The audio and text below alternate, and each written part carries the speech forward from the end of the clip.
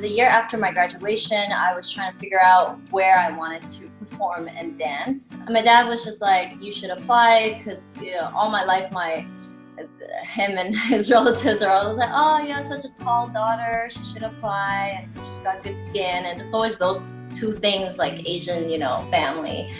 And so I applied. I didn't really expect anything to happen, but I got a call, and then I did my first interview in Toronto.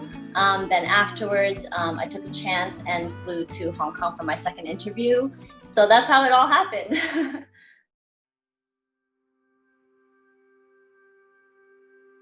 I grew up in Vancouver.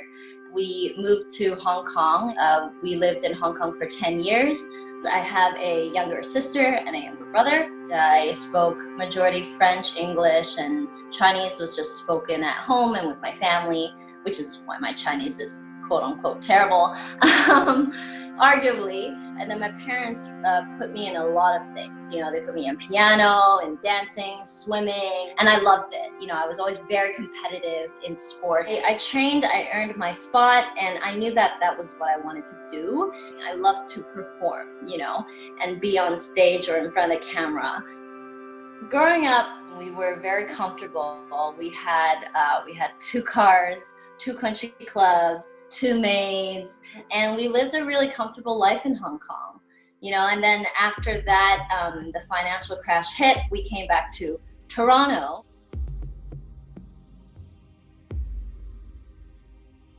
It was starting to get really tough for my parents. I think they struggled a lot, and eventually, I stopped the dance classes, I stopped all that. It was a bit of a struggle because my dad had to stay in China, and that was the first time in my life where I and my dad's my rock, where we separated. I had to kind of become the man of the house because my mom was struggling mentally. My siblings were young. I was always just the eldest one, and I had to take a lot of responsibility and grow up very quickly. And I'm gonna write this out in my autobiography that I'm working on right now. But one of the biggest struggles, and still is a struggle today, is my mom's bipolar disorder. And we never really thought there was a problem until, you really start seeing bad sleeping habits. She wouldn't eat properly, she wouldn't sleep on the bed, and these small little things where us as kids are trying to take care of her. So it was really hard to get her to do this, to eat, to sleep. And there are a lot of car accidents that happened. As a result, she can't drive now. We've almost been killed, on the road a couple times, and they were horrible experiences, but it's happened. She fell asleep over the wheel while we were all in the car, yelling at her, trying to wake her up. And again, it's not with bad intentions, but it was because of her sickness that made her the way she is, and that really put a huge toll on my relationship with my mom. Recently got a proper diagnosis. She got her meds now. She's properly diagnosed. We're doing our best, and those are the things to be thankful for every day.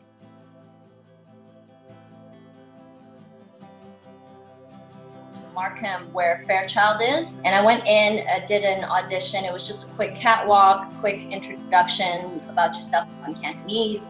They communicated between Hong Kong and Toronto office. They told me they wanted me to fly over, and when they did, it was a little risky because they were like, you have to pay for your own airfare, but if you make it to finals, then we'll cover your airfare. And I remember just going I just really want to win back the airfare. So, and when you're packing to go to Hong Kong, and if you do get in, you have to pack 2 months worth of your stuff. I waited a week after, and I got the call from them, and they told me that I had made top 12. And when I did, I just jumped up and down and was really happy because I was like, the airfare is covered.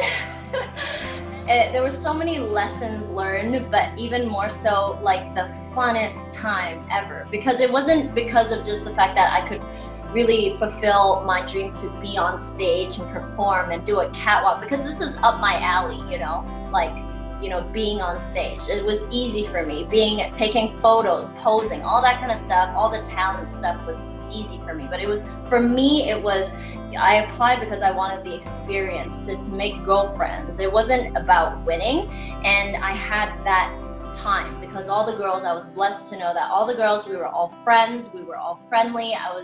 I wanted, you know, this family. I was like the big sister, and that was the best part of the 2 months. It was just getting to know these girls and just making them my family, and for some of them, you know, becoming my lifelong best friends. It's getting hot, but personally, I mean, growing up, again, this was like 10 years more of just having to take responsibility as a teenager. I was a very angry kid. I punched walls, opened my knuckles, broke dishes, threw phones, beat up the wrong people. It was so bad. It was, and you know, I didn't know any better. I didn't have any self-control, but it was that bad, and I was a very, very angry.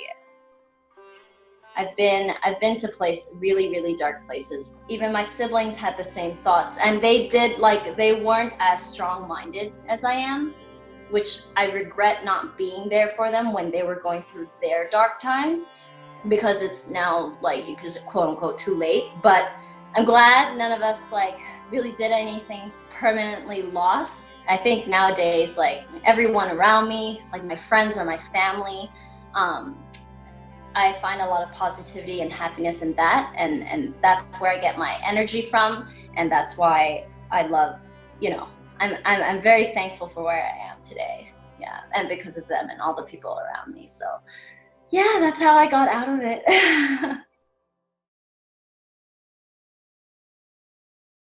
There were times where I wasn't sure if I wanted to do the pageant, like where I wanted to win, because I hadn't realized that if you won, you had to stay a year to reign, and I wasn't prepared for that, because I always thought, like, oh, let me just go in, win, and leave, and continue about my business, because I know for sure I still want to pursue, you know, the TV and film industry here, but whether or not I wanted to stay. And other challenges were, you know, more exterior challenges, such as, you know, like the different beauty standards and putting yourself out there for the media and the press to write about you, about your family, dig up your entire personal life, you know, putting all that kind of stuff. You know, for that, like, people would assume that's a big challenge. For me, it was always just kind of like, I was always confident in myself. I was always very I knew my self-worth because I took seeds, you know, so because and that really, honestly, seeds really helped me, because one of them was integrity, which is my key message today, but also the other thing was self-worth. When I did the 2 months of training, my feeling of knowing when everybody's, you know, putting us down, because again, we were in front of a lot of media and whatnot, you know, it was knowing your self-worth. And the other thing was having integrity. So I was told to lose weight. I was told to dress better, and even the way you answered questions and what you should say, you know, like a lot of the times, for example, like just a small example is like when we had a bikini day where we had to really put ourselves out there, you know, we're in like 2 pieces in front of the paparazzi. They judged everything from top to bottom. Even if your like feet curled, they would photograph that and be like, look, this girl was nervous. And so little things like that, and just watching the girls like answer the way they did in interviews, like, yes, like, you know, I prepared so hard, I didn't, this morning I didn't drink any water, I didn't eat anything because I wanted a flat stomach. You know, that to me was always like, that's not the message I want to tell other girls, and you know, that's not the type of value. I don't believe in that same, you know, method. And for me, when they asked me that question, and I've always been, again, into sports, so I was arguably the fittest girl there, and they were like, Juliette, how do you have your abs and stuff? And I was truthful with that. I was blessed to have an amazing metabolism. Thanks, mom and dad. Like, that is how I would answer my questions. And when they say, did you eat anything this morning? I was like, yeah, I still had a banana. I still had a cup of water. This and your action is one and is consistent, right? So those, that was my feeling during this whole training, was to have integrity, know my self-worth. And then once I got up on the stage and was feeling like myself, and when I came down to like the top two and it was time to pick the winner, like who is it, number 5 or number 1, who's gonna win, I was like, at that moment, I was like, well, I came this far, I might as well come first place. And I was just really hoping, but also was just like I really want it, but it wasn't like, I'm really competitive, so I hope she burns and crashes, it wasn't like that. It was just like, I really want it, I'm already here. So during this whole reign, actually TV is really hard to deal with. And I think everyone knows that, they just don't speak about it. I think a lot of artists go through it, and I salute the artists that are, and the talent that are still with TVB. But truthfully, they are one of the hardest companies to deal with. It was so wrong what they do to us. And me, I have such a strong sense of like righteousness, and I was very vocal about how unfair they were. And again, maybe it's the industry in Hong Kong, they're the monopoly company. It was always just like them trying to tell me how to answer questions, how to not speak badly of them to the press. And when the press is asking me like, how am I enjoying being with TVB? My mind goes straight to, I'm not, I hate it. It's the worst. And like, it was like on stage, it was always like, don't look unprofessional.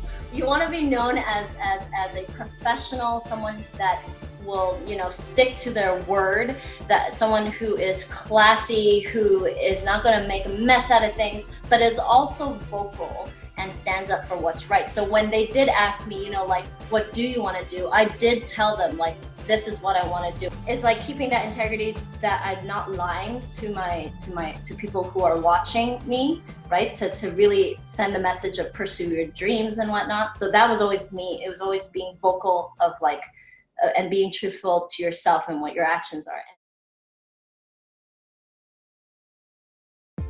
So now I'm in film and TV.